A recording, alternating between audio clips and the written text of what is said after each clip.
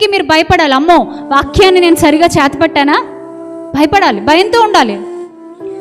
వాక్యాన్ని పట్టుకోవడానికి నాకు సరైన క్యారెక్టర్ ఉందా? నా క్యారెక్టర్ని నేను కాపాడుకుంటున్నానా? నా అంతరంగ పరిశుద్ధత ఎలా ఉంది? నా భౌతికంగా నేను ఎలా ఉన్నాను?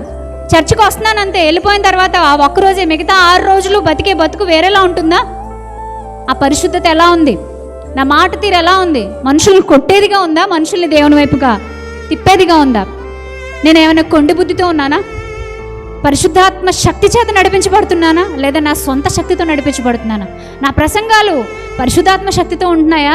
మనుషుల్ని గొప్ప చేయాలనుకుంటున్నానా, లేదా నన్ను నేను గొప్ప చేసుకోవాలనుకుంటున్నానా? ప్రభువు చిత్తాన్ని గొప్ప చేయాలనుకుంటున్నానా? నా రాజుని నేను హెచ్చించాలనుకుంటున్నానా? ఇలా ప్రతి ప్రతి ప్రతి పాయింట్లోనూ మనల్ని మనం పరీక్షించుకుంటుంటే భయముతో ప్రకటిస్తామట. భయముతోనూ, నానానికి ఇంకొక కోణం, మహదానందముతోనూ. ఆనందం. ప్రభు మనల్ని విమోచించాడు. యేసుక్రీస్తు ప్రభువారు మృతుల్లో నుంచి తిరిగి లేచాడు. మనం కూడా అలాగే లేపబడతాం. ఎంత ఆనందం అది! సమాధులు అలాగే ఉండిపోవు, తిరిగి లేపబడతాం.